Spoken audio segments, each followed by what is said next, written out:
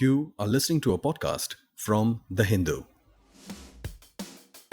Did you catch all of the Olympics, Shobna? Oh, I have a confession to make. I totally did not. Don't tell me you missed out Vinesh Fogart and, she almost triumphing and all that blaze of glory just getting snuffed out. My Olympic experience was limited to the news pages. I have lived Olympics through the controversies it has generated, Absolutely, I would say. Whether it be Vinesh Fogart and the topic that we are going to discuss today. I am Jacob Koshi. And I'm Shobna Nair, and this is the Rearview.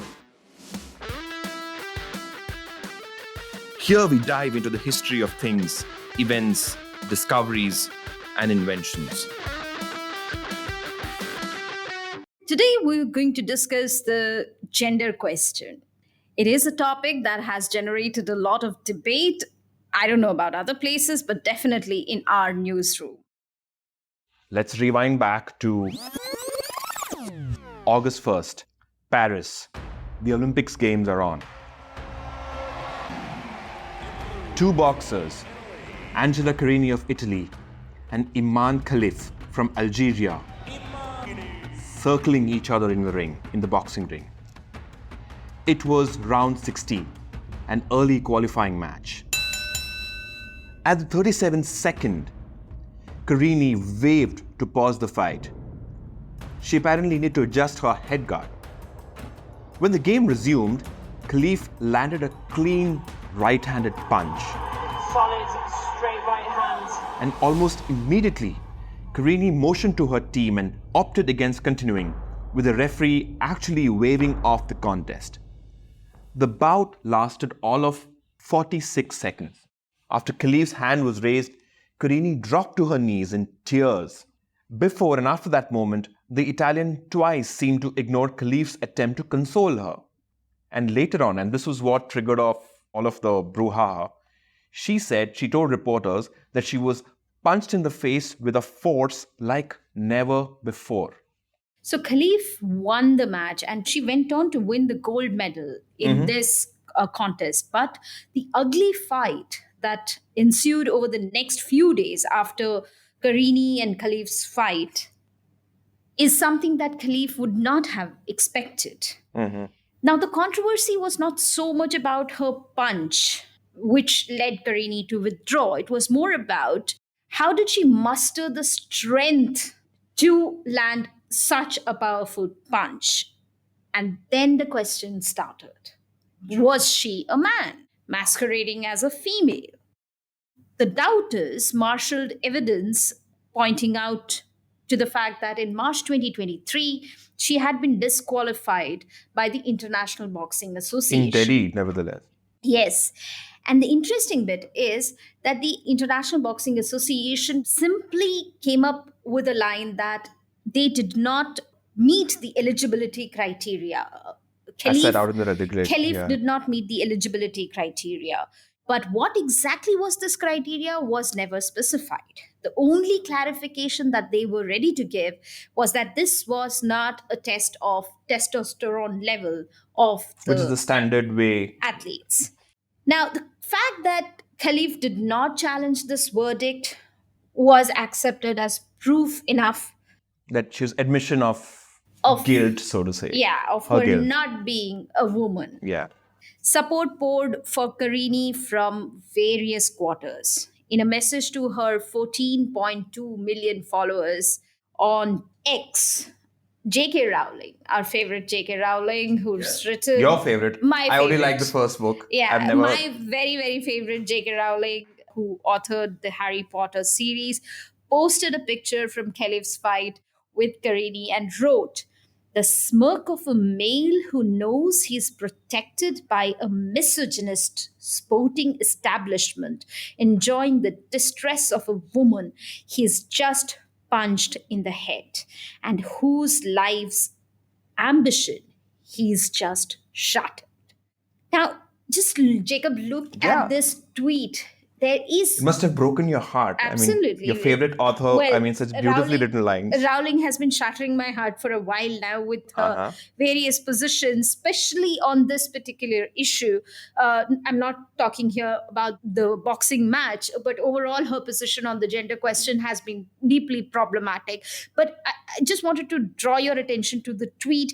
There is no doubt she has just assumed that Khelif is a Cheating man, male. a cheating man. And in another tweet, Rowling goes on to say, I don't claim Khelif is trans. My objection, and that of many others, is to male violence against women becoming an Olympic sport.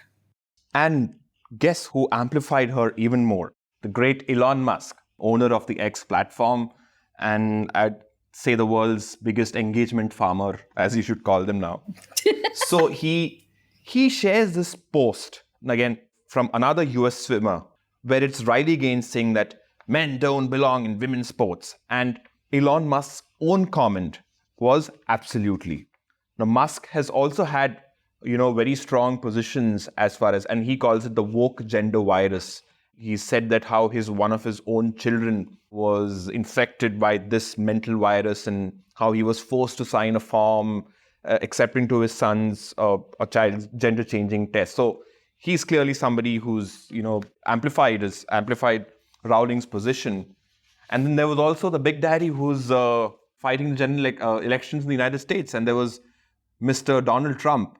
As you know, he and Elon Musk are getting along rather well nowadays. They've just started their bromance, and we Absolute saw bromance. it recently. Politico-tech bromance is in full bloom. So anyway, he posted a picture from the fight, and where it was a message on X. And it was interesting because he had actually opted out of Twitter, and now he's kind of back on the platform. Yeah, his buddy bought the entire platform Absolutely. just for him. So he puts out a message saying, I will keep men out of women's sports. Amazing, Jacob, you nailed it. Well, I hope you didn't see my hands go left and right, right? Anyway.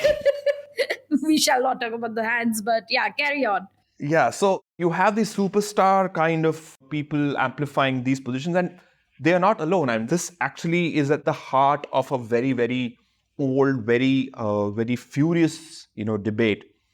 And this controversy, or what they call the great gender debate, it cuts across every aspect of life. Nowadays, it's gone into politics, education, and really every aspect of social life.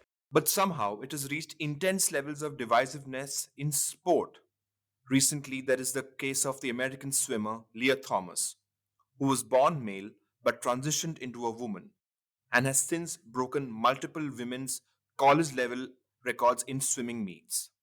And, people were saying that this is cheating. She is somebody who was male and she's had those advantages over a lifetime. And how is all this going to be? So this whole controversy in sport, where it is this one field where the gender binary is very sacrosanct. I mean, people take great issue with, who's male, who's female, and it's only who competes in what. There are very neat boxes, and people, and they want those boxes to actually they continue. don't want any spillover, anyone sitting in between those boxes. Yeah.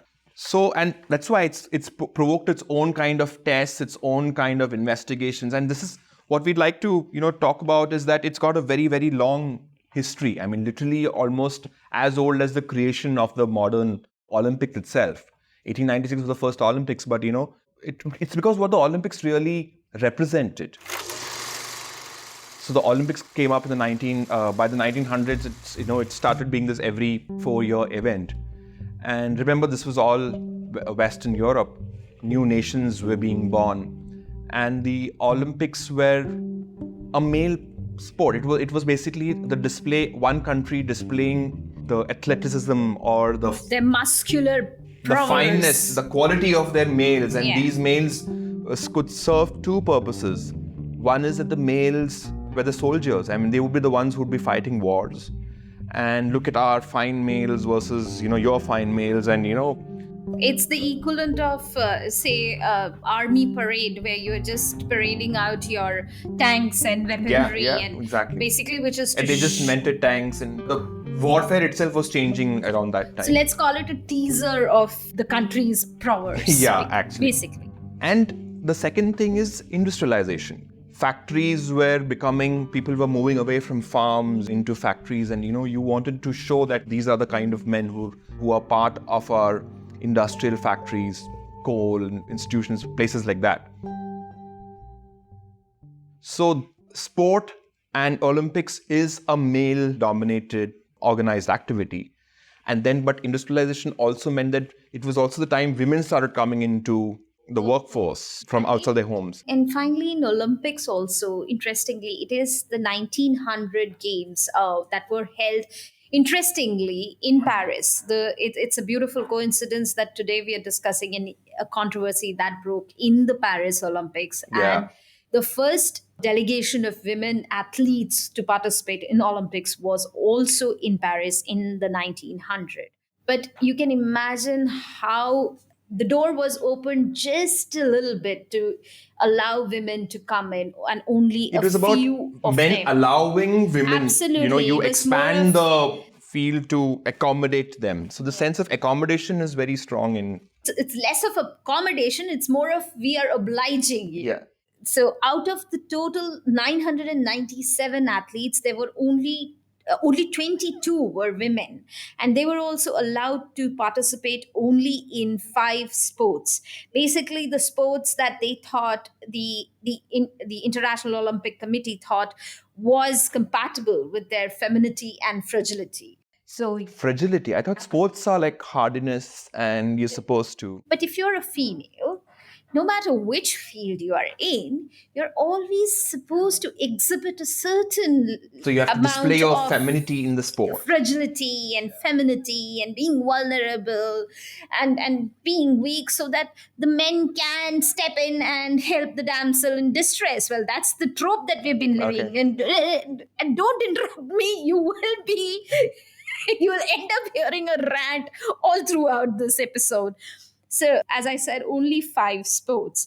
And it took 112 years for women to finally compete in all the sports on the program. And this happened as recently as 2012, when finally women's boxing was included in Olympic program.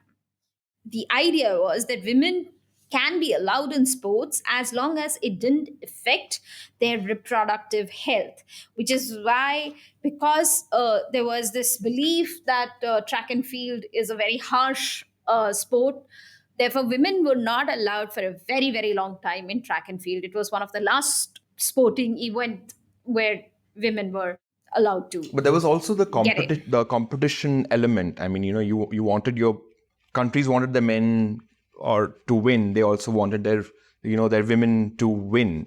So I think there was a lot of Cold War kind of rivalry also going on. Yes, so femininity, of course, can be subjective. Your idea of a woman could be absolutely different from my idea. And in fact, it was as you just mentioned, the Cold War, it was the clash of the America's notion of femininity versus the Soviet notion. So the Soviets and the Americans had a different notion of Yes. sporty femininity. Absolutely. And you'll be very interested to know how the compulsory gender testing began. It was because of this clash of two ideas of how a woman should look, is what prompted compulsory gender So it testing. was not about just jumping higher, running faster, and lifting. Begin with, it was one man who should be held responsible in many ways, or he should bear a significant portion of blame. And this guy is Avery Brundage. He was a leading sports administrator in America, and he even went on to be the IOC president between 1952 to 1972. That's like the most powerful person in sports. In the that sporting time. world, and he sort of convinced the sporting authorities across the world to introduce gender testing, and his arguments were basically based on the larger American narrative that the Soviet athletes are far too muscular and bulkier. And here it was definitely poor form on America's part, but I believe Soviets come out really well in this story, because The Soviet Union encouraged muscularity and bulk as attributes necessary for athletic success. And historian John Carini argues the Soviet Union had egalitarian athletic program which encouraged mass participation of both men and women and sought to develop fully the most talented irrespective of gender. In contrast, the United States celebrated petite builds and grace as signifiers of athletic femininity, or as Washington Post columnist Shirley Poich put it, our damsels don't have as big of muscles in the same places as the Russian babes and don't want them. She said babes, Yeah, this is patriarchy manifesting even among women journalists. women journalists and liberal women, progressive women. So consequently, what we see, if you were to pick up the tally from 1950s and 1960s of Olympics, US women dominated events like swimming and diving, while Soviet female athletes controlled athletics. So, along with this, there was also the big controversy around the same time, especially because of American and Soviet competition. It was the concern that Soviet athletes were taking performance enhancement drugs. And this was true across all, whether it was Americans or Europeans or Soviets, and there were new drugs being, and that's what the whole bulk and things started to come out there. But it's the taking of drugs, taking of doping, taking of drugs, and concerns that led to this larger question of cheating. We just discussed about how competitiveness was essential to countries showing their mettle on this thing. But it stands to follow that, if you want to win, you will do anything to win and you will start cheating. And, almost from 1936 itself, Yes, you've had concerns that, there were men who were athletes, but who would like to go to pretend as women, and we win more medals. Out competing the You're spot on, Jacob. In fact, one of the first time these doubts started doing round was 1936. The infamous Berlin Olympics, where Hitler was organized this grand show to establish the preeminence of the German race. And he wanted to show that all is well in Germany and the Nazis weren't as bad as the rest of the world thought them to be. Amidst an atmosphere obsessed with racial superiority, there were also doubts about gender integrity, especially about one contest. A much anticipated 100-meter showdown between America's Helen Stevens and Poland's Stella Walsh. Stella had won a gold medal in the 1932 Games. Now, because both the runners had a rather muscular appearance and extraordinary speed, stories were doing rounds about the possibility that both the contestants could be faking being a woman. This was further fueled by Walsh's reticence. She fiercely guarded her privacy, which many athletes found unusual. She refused to change in the locker room and demanded privacy while showering. Her reticence, which in a normal world would not raise eyebrows, earned her the moniker Stella the Fella. But was there any truth to it? That is where the twist comes in the story. America's Helen Stevens won the race, beating Walsh by 0.2 seconds to win the gold medal. Around that time, a rumor was circulated by a Polish newspaper that Stevens was a man and that the United States Olympic Committee had knowingly permitted her to run in the women's race.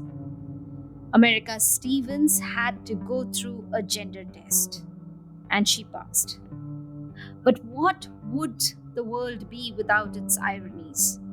In December 1980, Stella Walsh, a bystander at a botched bank robbery in Cleveland, was shot and killed.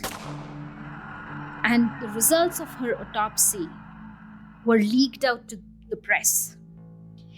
She had male sex organs and no female sex organs. So perhaps she was the first intersex athlete to have competed in a game where, at least at that point, she was not allowed. We still hadn't entered that whole debate, of intersex and all those things that we will, get to. But yeah, so things didn't quite end up well for Stella in the post-history. So, the compulsory gender testing was introduced at 1966 European Athletics Championship in Budapest. And as I just said, the first form of gender testing was a rather rudimentary test that required women to walk in the nude before a group of gynecologists. Not surprisingly, and fortunately, the nude parades were stopped. Science had progressed enough to understand that anatomical difference, or just the variation in genitals, is not the only thing distinguishing a man and a woman. So that we've reached the era of chromosomal based differences, right? Yes. It was in 1968 in Mexico Olympics that the first 2-chromosome test called the body bar test was done. Now, this assumed a clear binary difference in chromosomes between men and women. The men would test XY for the 23rd and the final pair of chromosomes, and the women XX. This test used the inactivated X chromosome as the marker for the genetic test. So if you have So you have two X's, and only one of the X's is actually expressed, and one of them is technically inactive.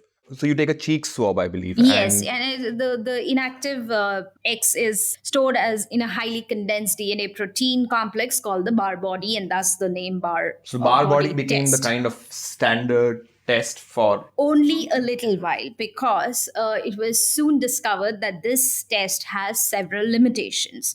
For example, if you are a woman athlete with a Turner syndrome, then you have only single X chromosome. As there is no second X chromosome to inactivate, such athletes would fail the bar test. So in 1996, a new test was devised which claimed to detect SRY, sex determining region Y gene in the male chromosome XY. But then this was also found not to be very effective. In 1996, almost 3 decades later, the International Olympic Committee finally decides to give up on compulsory gender testing. It was decided that the athletes would be tested only if somebody was to raise a complaint. Yeah. And I just suspicion-based tests. So absolutely. I just want to highlight one thing here, that all this gender testing was aimed at only women. Yeah. No man had to go a gender Because they testing and always- to prove their manliness. Because it's always that it would be men who would be pretending to be women, right? The situation, I guess, didn't arise that there would be women Trying to sneak into a man's game. into a men's event. So it's this men, woman. We discussed the bar body, and this is at a chromosomal level. That is when you have to identify actual sexes at a chromosomal level. But along with this, the chromosomal tests have their own issue. But other than that, it is the most basic way, and this goes back to the whole doping controversy, is about levels of testosterone. Yeah. Now, testosterone is the classical, male hormone, and for time immemorial, it is. Ever since it was individually extracted and studied, it was always associated that it's a testosterone in males that makes them more manly, or everything like aggressiveness, or in terms of athleticism, it is what and gives makes them take foolish decisions. Absolutely. In fact, when studies, when they're talking about prisoners, research about prisoner activity, there have been studies that compare testosterone levels of male prisoners versus others, and seen if that correlated to the degree of violent crime, of them making bad decisions. Absolutely, bad crime. So all of these aggressiveness obviously translates well into the sporting arena, and it also leads to physical power, because the fact is that men on general have about 20 times more testosterone than the average woman. So in sport, the direct correlation then became that you ensure that women don't have you know that women cannot exceed a certain level of testosterone. So whenever somebody is displaying unusual athletic ability, like, your stellars or, the suspicion-based test, as they say, the suspicion comes from, okay, here's somebody who, seems to be Is doing too performing, well, yeah. beyond the norms of Is femininity. dazzling everybody. Yeah, so let's not just... with her looks, but with her power. There must be something wrong. It must be, she must probably has higher than normal testosterone levels. And if it's higher than normal testosterone levels, I mean, beyond what other women are, their direct conclusion is that this person must be a man. Yeah. And And do you know, Jacob, that the IOC has a prescribed testosterone level only for women athletes? yeah, because men can exceed as much as they want, because testosterone is their proprietary hormone, I guess. That's the general falsified kind of binary. I mean, there's a binary even in testosterone, so. But this is what happened in the case of two of the most popular athletes, Dati Chand from India and Caster Semenya from South Africa. Based on their athletic performance, there were suspicions that these women had elevated levels of testosterone. Now, did they naturally have those levels, or what prompted it? That is what the investigation, they were pulled out from their competition. In 2014, Duti challenged World Athletics, which sets the rules of all track and field competitions, including the Olympics. And she had been declared ineligible for competition that year because her testosterone levels were much higher than what was permitted for women. And the general news was that, she had failed the gender test. Now, several athletes, especially in the global south, have been charged with high testosterone counts. And Jacob, this failing the gender test sort of seemed to hit the headlines, and there was all these salacious stories about her.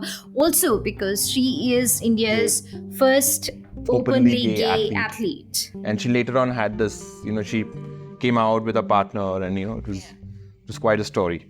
And but Dati was the first one to successfully challenge these regulations and ask for the right to compete without undergoing a change in her hormones. She did win her case at Lausanne in Switzerland. So it turned out that athletes with high testosterone levels, they had a choice to make.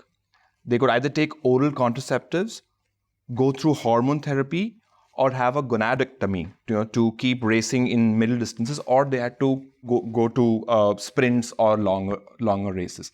Because the CAS rules, the association rules, sports association rules, they were very firm on testosterone and androgen hormone levels.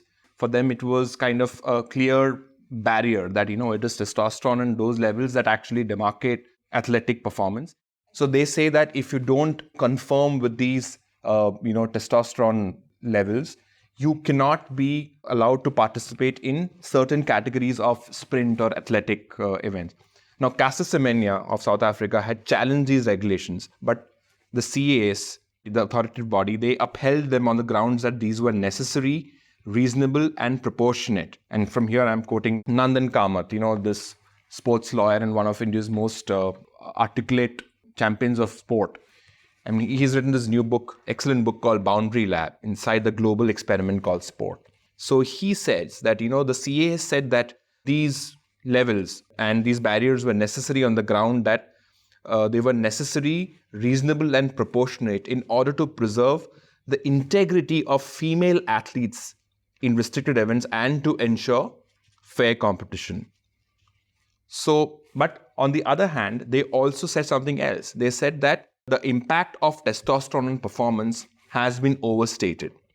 And that while so there what is... you're saying is that all this while that we believe testosterone was what was driving the men to perform better or the men to be more powerful is not necessarily... is overstated. So they are saying that there is a correlation. I mean, there is testosterone. I mean, testosterone levels do correlate very strongly with your performance, but not that much. And their data they acknowledged that they had overstated the impact of testosterone performance, and that there was a correlation. And while there was a correlation between high testosterone performance, the data did not determine causation. So it is this whole testosterone and how much it impacts is one of the biggest controversies that that roils sport, especially at the level of gender determination.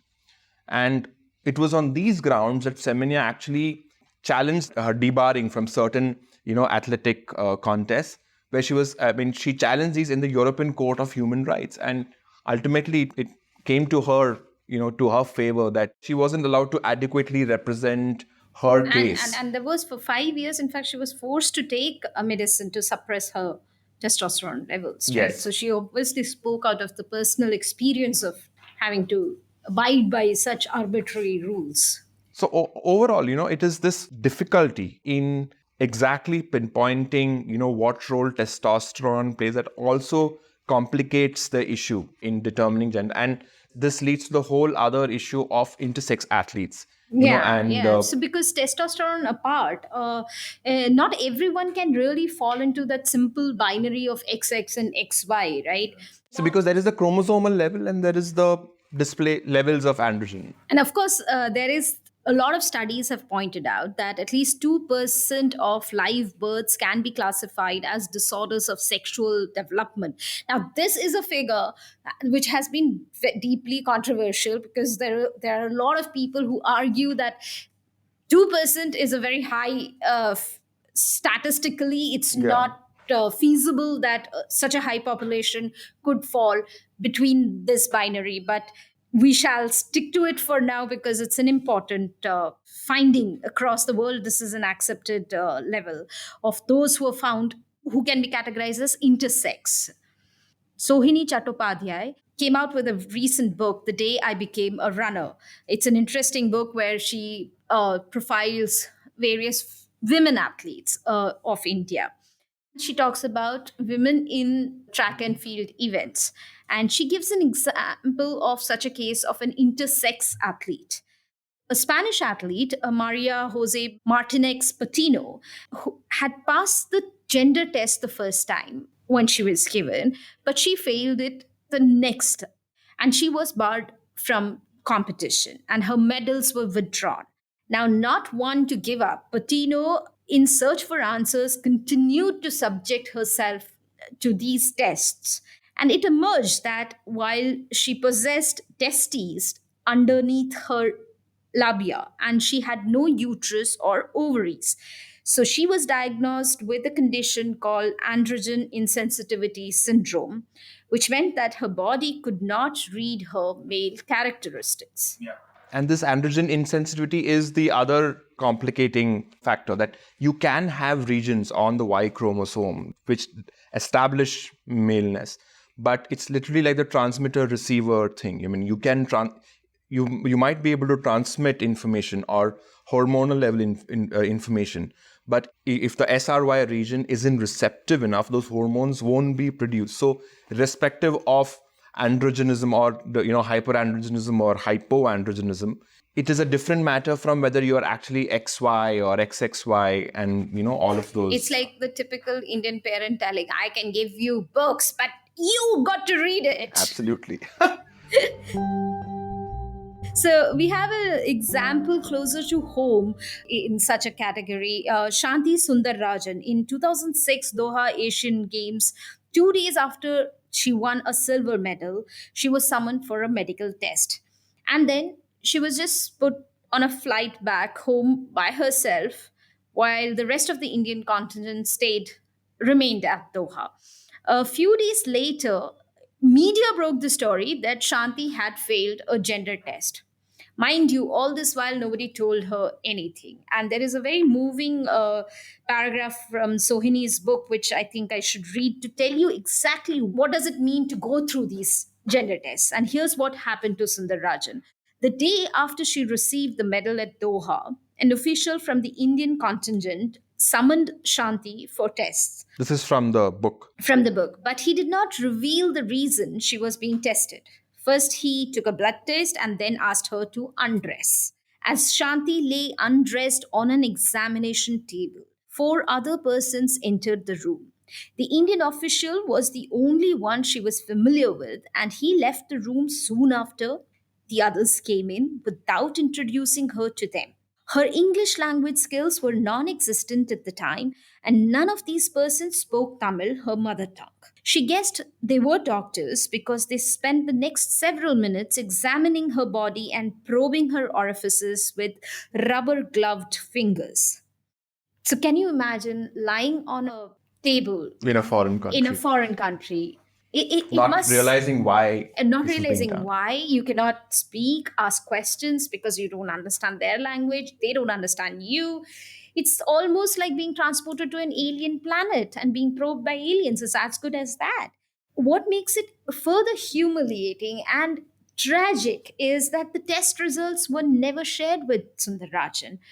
It spelled the end of her sporting career. The Indian government never appealed against the verdict, and Shanti was basically left on her own to figure out to earn a living. And 3 years later, Indian newspaper found her working at a brick kiln. Okay, that's the end of her tryst with sport, I guess. Yeah, no, not really, but because of this whole controversy, because now we are more sensitive towards the gender issues. She was given a compensatory position Okay, by the Tamil Nadu state government as a coach. Okay.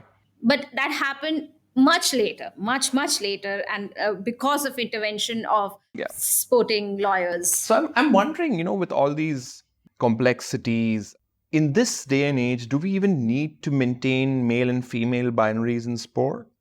That is definitely a question. I mean, considering if in 1900s there was nude parades and that was found to be demeaning, then in the current situation, isn't it equally demeaning that athletes need to be sort of put in neat boxes of maleness and femaleness And go through these kinds of and go tests. through these kind of tests? And if you were to trace the history of Olympics, it began as an assertion first of the racial and later of the national superiority, as we just discussed.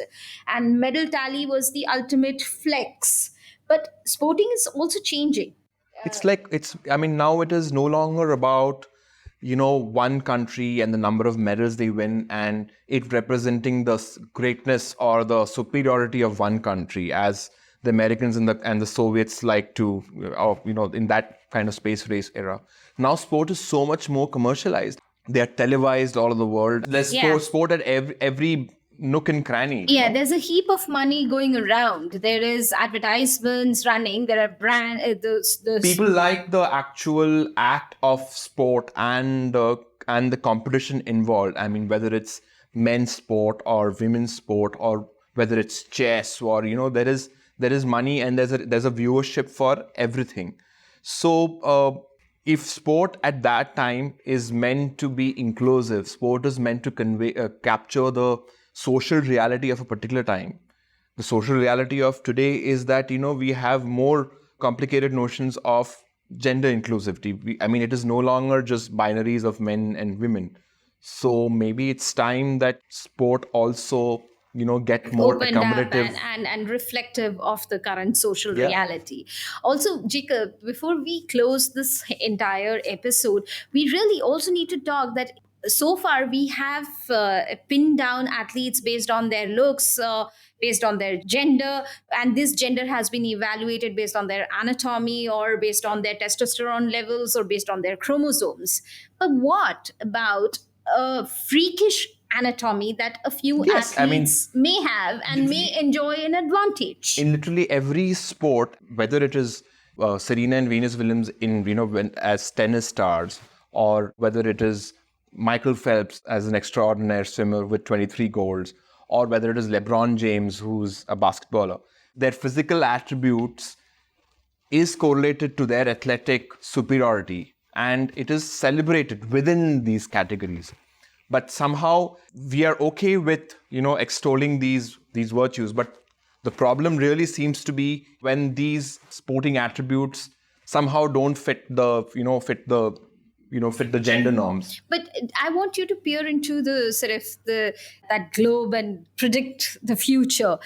Considering all these stories are doing rounds that the Y chromosome may be in danger. Oh, yes, yeah. Do you think that all these binaries are going to concretize, to be more cemented in future and more passionately guarded by the men It looks like, who because sort of rule the sporting authorities across the world? So all this testosterone and Y chromosome related debates are, they will pale into insignificance over time when you look at the history of what evolution has in store for the male species. What does it have in So, store? the male species is dying out. I mean, the Y chromosome is losing out most of its genes that have, and this is not specific to the human, to Homo sapiens sapiens, by the way.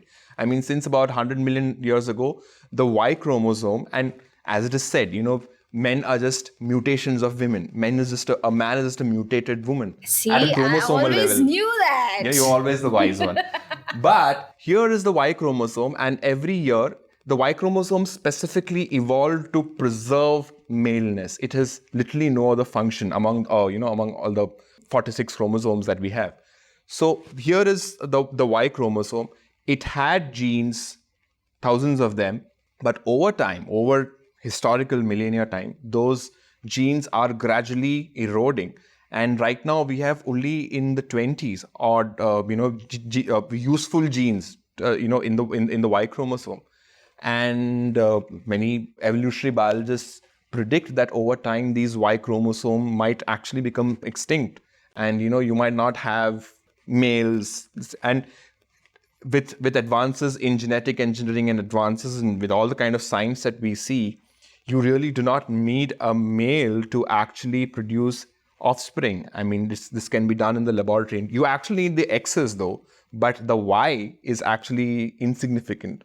So then we are entered, then all of this debate would probably be redundant Absolutely. at some point of time. Yeah, so we are staring at the future, and a very Yeah. And it's interesting why- future where we might not need to ask the why questions Yeah. because of the accumulated sins of the And maybe male men will have to be kind. accommodated Yeah. into the future sporting events. The accumulated sins of the male kind is finally catching up with them. That's too harsh for the species, but I get the point.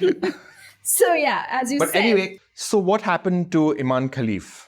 So she has filed a case in Paris courts against defamation case against Elon Musk, J.K. Rowling, and I'm not sure whether Trump also, but Wow. at least she is sort of she wants to take this battle to the final Because conclusion. because of the kind of public humiliation and it Yeah, caused and her. she after this whole controversy, she actually came up with like a makeover video where she's Her regular life, she I mean. is looking hopefully feminine enough for all her critiques. So that's all we have time for this week. Thank you, Shobna. It was a fascinating discussion, and we shall be back soon, delving into some other, interesting crevice of science and history.